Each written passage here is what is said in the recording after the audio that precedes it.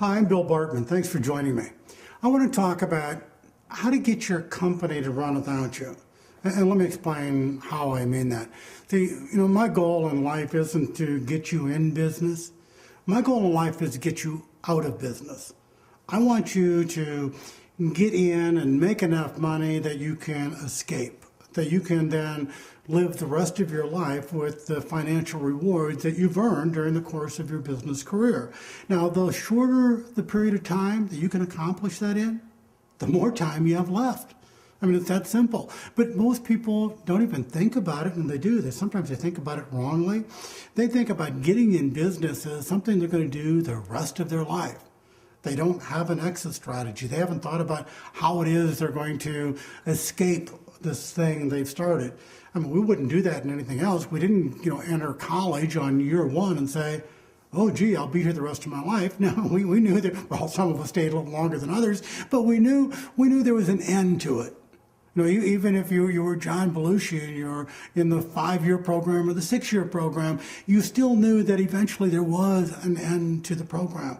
Well, in business, you should enter it with knowing there's going to be an exit. There's going to be a way to leave. Now, the way you have to think about this is if this is our life, if this span from one distance to the other is the way we think of whatever number of years we have left, well, most of us, we will go and stay in our business and we'll be there for a very long time, and maybe we'll retire somewhere near the end of our life.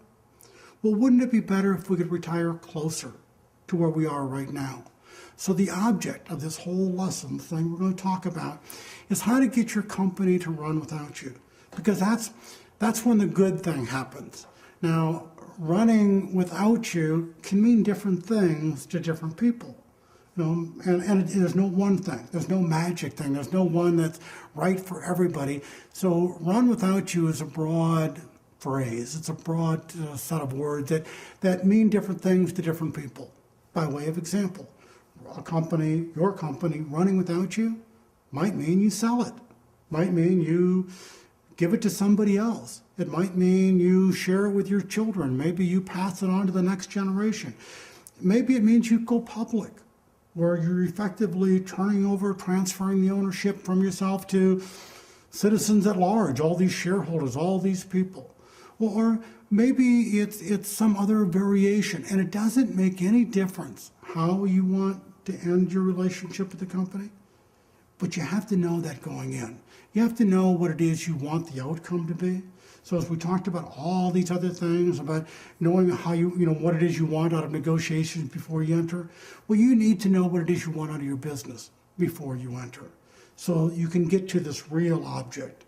And the real object isn't to stay in business. The real object is to get out of business.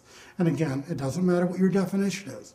In my case, I don't think I'm ever really going to leave my business. And that's not contradictory. That's not inconsistent with what I just said. I don't think I'll ever leave, but I think I will diminish my role. I think I'm going to reduce my obligation. I think I'm going to become less significant in the company, where other people take on more of my role. Other people take on more of my job. Other people take on more of my duties. So I'm never really ever going to leave. That is my plan. I'm going to be in the company probably forever, as long as I'm mentally competent, as long as I'm physically able. But I don't want to be the guy doing all the work. I don't want to be the person that has to show up every day to make it happen again tomorrow. I don't want to be the guy responsible for, gee, if I don't show up, we don't make payroll next Friday. No, I want to bring in other people who will do all these other things, who can essentially run the company without me, even though I still show up. I get to be the chairman. I get to be the guy that sits in the conference room. I get to be the guy that doesn't have a real job, but still gets a paycheck, still gets a title, and still has a place to go. Now, that's my definition of how I want my company to run without me. Now, some of my friends, some of my business partners, some of my students, they have remarkably different ideas of running a business without them. Some of them are on a 3-year plan. Some are on a 5-year plan. Some are on a 10-year plan, where they know they're going to be gone. They're going to exit. They're going to sell. They're going to dispose of. They're going to transfer ownership. They're going to do something where they have literally removed themselves from the company. Which one of those are right depends on who you're talking to. Which one is right means which one is right for you. So as we start this conversation, I want you to begin to think about maybe something you haven't yet thought about. And that's, what would the perfect ending of your company career look like?